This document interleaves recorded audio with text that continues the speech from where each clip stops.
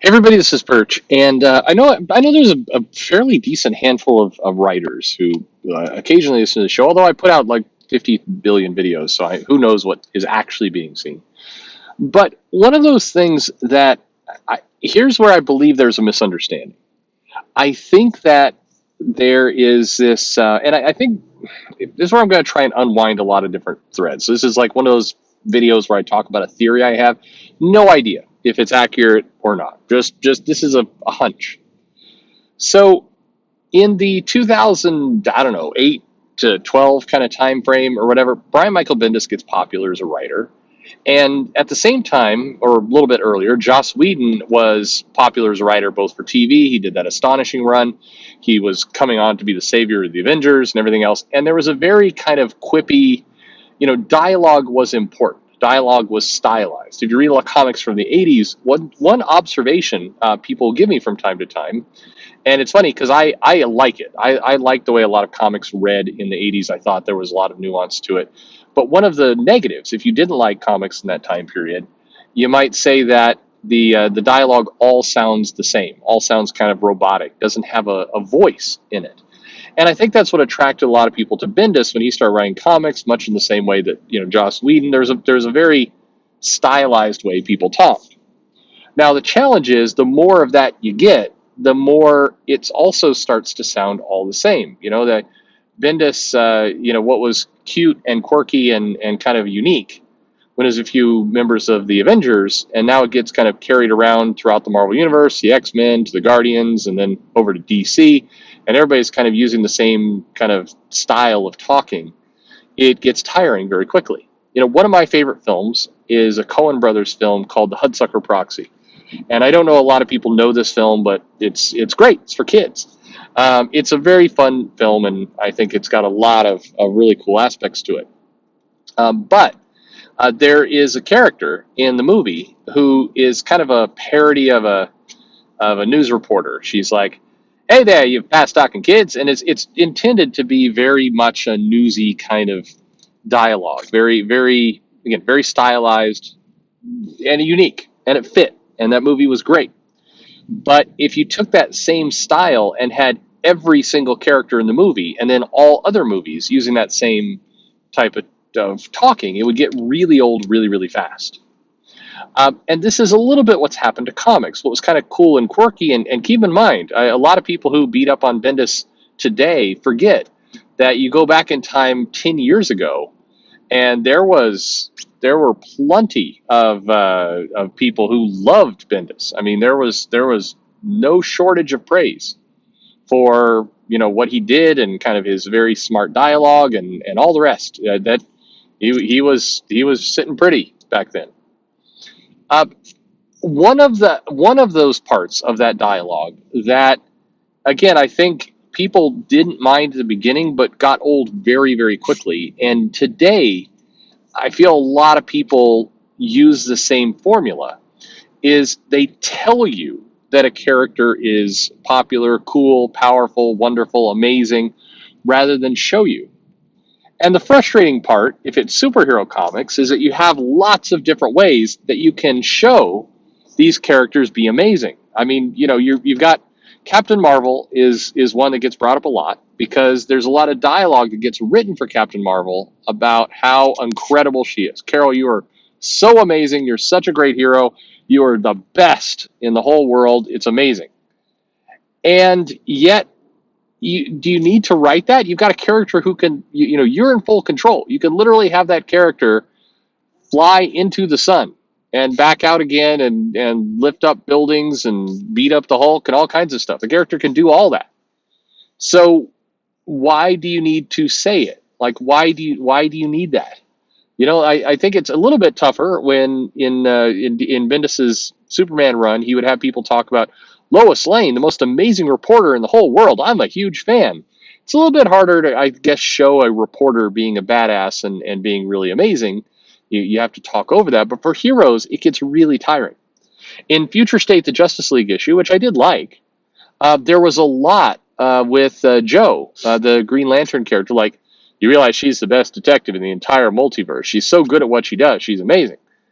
And it's like, you can just have her solving these tough crimes. I mean, do you really need do you really need to go on about how cool the character is? You don't. Show us. Don't tell us. Um, I think that showing has a much better chance of sticking. Meaning, if you show it, you get these huge epic moments, and it's that. And to be fair, because this has been a counterpoint that it's come up a lot.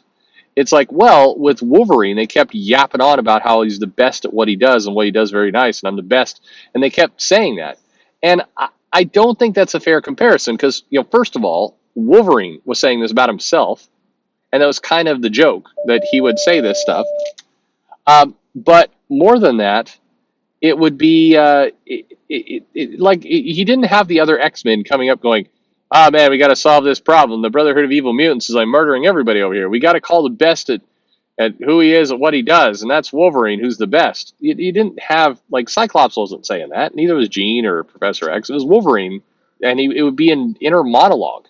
Like, he wasn't even saying this how he's thinking it, which, if you do think about it, is pretty weird. Like, if the character's like Wolverine's marching around, he's like, I'm gonna go do things, and he's thinking to himself, I'm the very best in the world. I mean, he's hyping himself up. He's using Stuart Smiley's.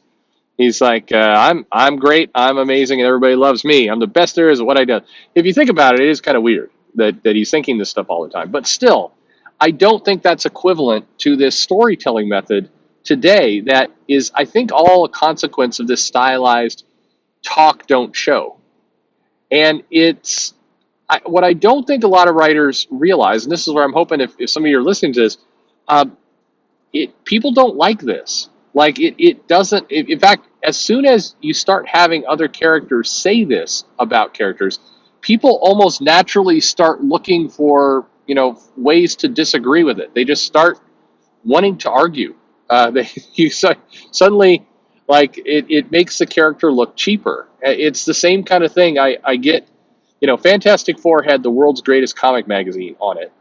And that was just kind of a historical thing they did, and maybe that played well in the 60s and 70s. I have no idea. Most people just learned to ignore all that. When Invincible started putting it on its cover, I remember people being irritated by that, disliking. Like, it's like, I don't need to see this self-hype on the cover. And and then when they finally transitioned, they started using it for Captain Marvel. There was a period of time where it's like, she is the most popular character.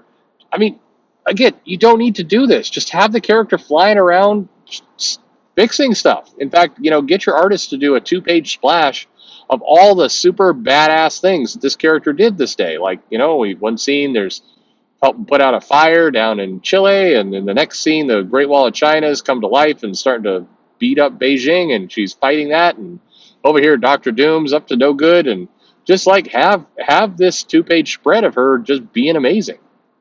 You don't need to have all her buddies show up talking about how great she is. That doesn't work. You want the comic customers doing that, not inside the comic.